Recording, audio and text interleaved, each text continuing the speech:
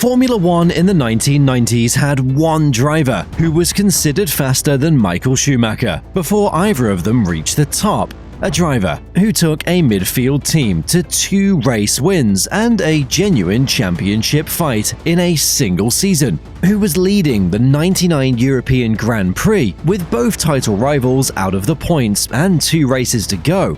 Then his car stopped. A driver that was fired 4 days before his home race. By facts. Yet most people cannot place his name. His name is Heinz-Harald Frentzen, and I think we never gave him the credit he deserved. Before Michael Schumacher became the most dominant driver in Formula One history, there was a driver in Germany who was considered his equal. Some people thought he was better. In fact, Schumacher himself thought that. That reputation followed Heinz-Harald Frentzen everywhere he went, and it started at Sauber. Peter Sauber gave him his Formula One debut in 1994, 5th on the grid in Brazil on day 1, points in his second race. Then, his teammate, Karl Wendlinger, crashed heavily in Monaco qualifying, and Frentzen was suddenly the team leader, with 10 races behind him. 1995 was the real test. Mercedes pulled their engine support from Sauber and moved to McLaren. The team dropped to Ford V8 power, being outgunned by everyone at the front. The car was slow. Frentzen still dragged it to a podium at Monza, Sauber's first ever podium in Formula One, in an inferior car with inferior power. That tells you everything about what he could do when the environment was right. 1996 brought more of the same. Limited machinery, limited results, but Williams were watching. They placed their test driver, Jean-Christophe Bouillon, at Sauber mid-season specifically to evaluate the competition. Frentzen outperformed him without breaking a sweat. That was all Williams needed to see. Damon Hill's seat, Renault power, Adrian Newey's car, the reigning champion team. This was supposed to be the moment everything came together. The 1997 Williams was the best car on the grid. Renault factory power, Adrian Newey's aerodynamics, the reigning champion team. Frentzen was stepping into Damon Hill's seat alongside Jacques Villeneuve. On paper, perfect. It was not perfect. Australia opened the season with promise. Frentzen took the lead at the first corner and held it until his pit stop. Running second late in the race, a brake disc exploded and threw him out. Unlucky, but the pace was undeniable. Then came Imola, his 4th race in a Williams. He drove a controlled, composed race and crossed the line first, his maiden Formula One victory. The crowd, the moment, the circuit, it felt like the beginning of something real. Monaco followed, first career pole position at the most demanding circuit on the calendar, and when you rewatch that clip, you know exactly why it's special to get a Monaco pole position. 7 podiums that season, 8 front row starts, a runner-up finish in the World Championship after Schumacher was disqualified from the standings following a collision with Villeneuve at Jerez. The numbers look great, they really do. But Villeneuve outqualified him 13 times in 17 races. 13, same car, same resources, and his teammate was simply beating him to the front row almost every single weekend. That gap was too consistent to explain. I think it was a combination of him not clicking with technical director Patrick Head and not being comfortable in a top team environment at all. Sauber was personal and small. Williams was a top team. He admitted himself that setting up the car was much harder there than it had been at Sauber, and that impacted him directly on track. To this day, it is still a bit of a mystery why it never worked. He had the car, he had the ability, but the pieces never came together the way they should have. 1998 made everything worse. Renault pulled their factory engine support. Adrian Newey left for McLaren. The Williams FW20 was a big step back. 1 podium all season, 7th in the championship with 17 points. A driver who had finished 2nd in the World Championship the year before. 7th. He was lost there, and everyone could see it. At the end of 1998, Williams and Frentzen parted ways. 2 seasons at the best team in Formula One. 1 year where the results were there, but the internal picture was already wrong. 1 year where everything fell apart. The Williams story is the great frustration of his career, not because he failed completely. He won at Imola, he took pole at Monaco, but he had the fastest car in the world and still could not beat his teammate. That follows you. He walked out of Williams and into uncertainty. No obvious next step, no clear path back to the front. As it turned out, the next step was a yellow car from a small Irish team that had no business being where it was about to go. Jordan Grand Prix in 1999 was not supposed to be a title-contending team. They were competitive, yes, they had Mugen Honda power and a decent chassis, but nobody was seriously putting them in the same conversation as McLaren or Ferrari. Nobody expected a driver who had just left Williams in a quiet disappointment to walk into that yellow car and become a championship contender. Yet, that is exactly what happened. The swap with Ralf Schumacher brought Frentzen to a team that operated completely different from Williams. Jordan was smaller, louder, more chaotic in the best possible way.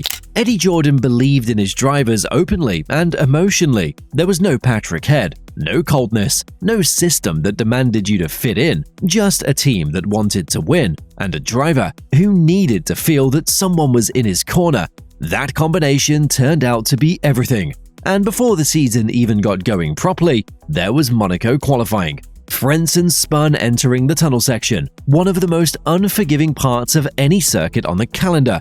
He caught it, kept it out of the wall. That save was the kind of thing that makes you stop and rewind. Pure instinct at a place where most drivers would have been in the barrier before they even knew what was happening.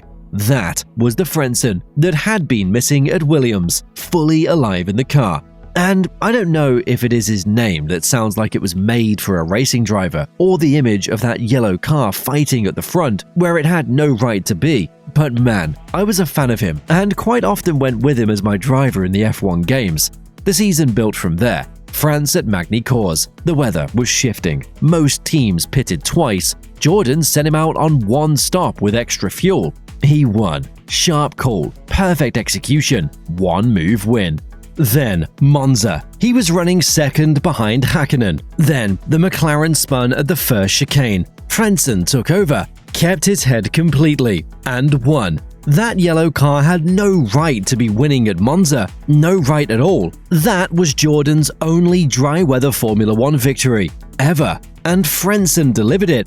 By now, he was genuinely in the title fight, third in the championship, closing in on Häkkinen and Irvine. And then came the Nürburgring, the European Grand Prix. Frentzen took pole. Both Häkkinen and Irvine were outside the points during the race. He was leading. If it stayed that way, he would be level with the championship leaders. With 2 races to go, the title was right there.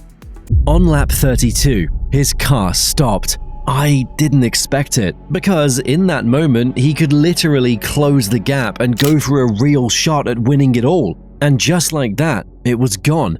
The team said it was an electrical issue. That was the public story for years. Later, the truth got revealed. There was no mechanical failure. The anti-stall system stayed active after the pit stop because of a communication error. The team built a simpler story to protect their driver, a cover built out of loyalty. That makes it worse, not better, because it means the retirement was fixable. A human error in a sequence that could have ended with him leaving the Nürburgring as championship leader. He finished third in the championship behind Häkkinen and Irvine. 2 wins, 6 podiums in a car that was not the fastest. Many called him driver of the year. He outperformed Damon Hill, outperformed the other McLaren, and took a midfield team somewhere they had no business being. The question going into 2000 was whether Jordan could build on it. It couldn't.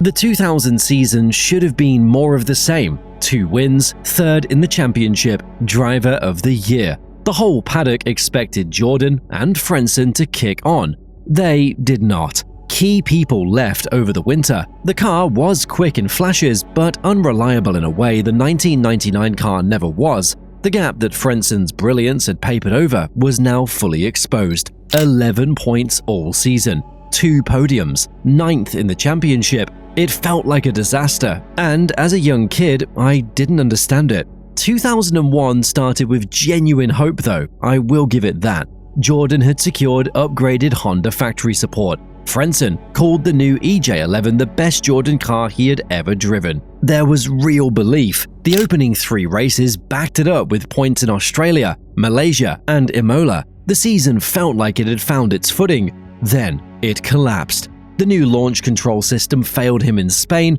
failed him again in Austria. Jordan switched it off for Monaco. Retirement stacked up. Race after race, nothing. And then in June, Eddie Jordan stood in front of the media and said there were no excuses for their recent poor performance. He was careful not to mention the car. He steered everything away from reliability.